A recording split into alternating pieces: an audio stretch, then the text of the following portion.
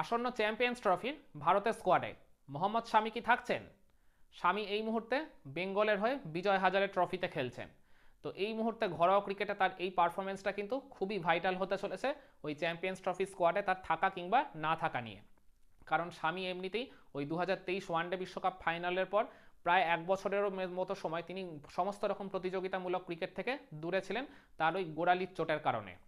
এরপর আর কি গত বছর অক্টোবরের শেষের দিকে তিনি রঞ্জি ট্রফিতে একটা ম্যাচ খেলেছিলেন মধ্যপ্রদেশের বিপক্ষে। দুই ইনিংস মিলিয়ে তিনি 7টা উইকেট শিকার করেছিলেন আর খুব ইম্প্যাক্টফুল বোলিংও তিনি করেছিলেন। তো তার ওই পারফরমেন্সের জন্য মানে আমরা সবাই ধরেই নিয়েছিলাম যে ওই বর্ডার গাভাস্কার ট্রফিতে তিনি আর কি ভারতের স্কোয়াডের অংশ হবেন। প্রথম 3 টেস্টের জন্য সিলেক্টররা তাকে নিয়ে ওই জায়গায় কোনো রকম ঝুঁকি নেননি। মানে তাকে আরও আর কি কয়েকটা ম্যাচ দেখে নিতে চাইছিল সিলেক্টররা, ঘরোয়া ক্রিকেটে তিনি কেমন পারফরমেন্স করেন বা তার ফিটনেসের উপরও ওই জায়গায় বেশ নজর দেওয়া হয়েছিল। তো আর কি ওই কথা মতোই তিনি সৈয়দ মুস্তাক আলী ট্রফিতেও তারপর খেলতে নেমে গেছিলেন বেঙ্গলের হয়ে। তো সেখানে তিনি কিন্তু বেশ মোটা দাগে ভালোই পারফরমেন্স করেছিলেন বলা চলে। ওই 9 ম্যাচে বোধহয় সম্ভবত 11টা উইকেট তিনি নিয়েছিলেন, বেশ ডিসেন্ট ইকোনমিও ছিল তার। আর একই সাথে তার ইনজুরি কাটিয়ে ওঠার প্রসেসটাও এই জায়গায় চলতে থাকছিল। কিন্তু ওই টুর্নামেন্টটা শেষ হওয়ার পরই যখন ওই অস্ট্রেলিয়া সফরে মানে কি শেষ 2 টেস্টের জন্য শামির মানে ভারতের স্কোয়াডে যোগ দেওয়ার কথা, ঠিক তখনই তার ওই আর কি পুরনো চোটটা মানে কিছুটা আবার ফিরে আসে। মানে ওই জায়গায় মানে বিসিসিআই মেডিকেল টিম বলুন বা ভারতের টিম ম্যানেজমেন্ট তাকে আর নিয়ে আর কোনো রকম ঝুঁকি নিতে চায়নি। ফলে ওই অস্ট্রেলিয়া সফরের শেষ 2 টেস্টে আর তার খেলা হয়নি। মানে ওই আর কি যে আর কি ইনজুরিটা তার আবার একটু একটু করে ফিরে এসেছিল। তো ওই আর কি ওই প্রবলেমটা কাটানোর জন্য তিনি আবার রিহ্যাবিলেশনে ফিরে গেছিলেন না জাতীয় ক্রিকেট একাডেমি মানে এনসিএতে। আর তারপরেই যে বিজয় হাজারে ট্রফি শুরু হয়েছিল, তো সেখানেও বেঙ্গলের হয়ে প্রথম দিকে কয়েকটা ম্যাচ স্বামী কিন্তু খেলেননি তার ওই ইনজুরি প্রসেসটা কাটিয়ে ওঠার জন্য।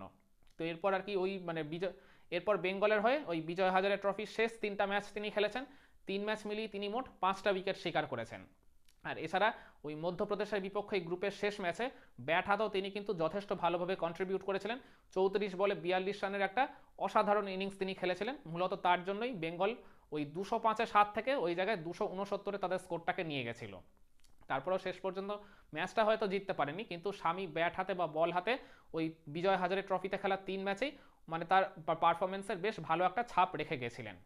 আর এছাড়া বিজয় হাজারে ট্রফিতে বেঙ্গলের দৌড় শেষ হয়ে গেছে গতকাল ওই আর কি প্রি কোয়ার্টার ফাইনাল ম্যাচে হরিয়ানার বিপক্ষে। তো সেখানে স্বামী কিন্তু বল হাতে উজ্জ্বল পারফরমেন্স করেছেন দল হারলেও। তিনি 10 ওভারে 61 রানের বিনিময়ে 3টা উইকেট শিকার করেছেন। মূলত স্বামীর খেলা দেখার জন্য মানে জাতীয় একজন সিলেক্টর ওই জায়গায় উপস্থিত ছিলেন ওই বড়দায়। তো মূলত তিনি ওই জায়গায় স্বামীর ফিটনেস আর স্বামীর পারফরমেন্সটাই অবজার্ভ করতে গেছিলেন। তো স্বামীর পারফরমেন্স তো ওই জায়গায় আপ টু দ্য মার্ক যথেষ্ট বলাই চলে। তো টিমের মধ্যে হায়েস্ট উইকেট টেকারও ছিলেন তিনি ওই পার্টিকুলার ম্যাচটায়। এছাড়া বল হাতে তিনি যে রিদমে ছিলেন, তিনি যে আর কি ভ্যারিয়েশনও ক্রিয়েট করেছিলেন ওই জায়গায়, সেটাও বলতে গেলে এক প্রকার পুরনো স্বামীকেই যে আস্তে আস্তে ফিরে পাওয়া যাচ্ছে এটা কিন্তু এখন বলাই যায়। তো ডেফিনেটলি হয়তো বা স্বামী মানে তার ইনজুরি রিলেটেড যদি আর কোনো রকম সমস্যা ভেতরে না থেকে থাকে, তাহলে definitely he will be there in to the Champions Trophy squad of team India. তাহলে আশা করি আগামীকাল অজিত আগারকারের নেতৃত্বাধীন যে সিলেকশন প্যানেল স্বামীকে দেখেই আর কি ভারতের 15 জনের স্কোয়াডটা ঘোষণা করবে।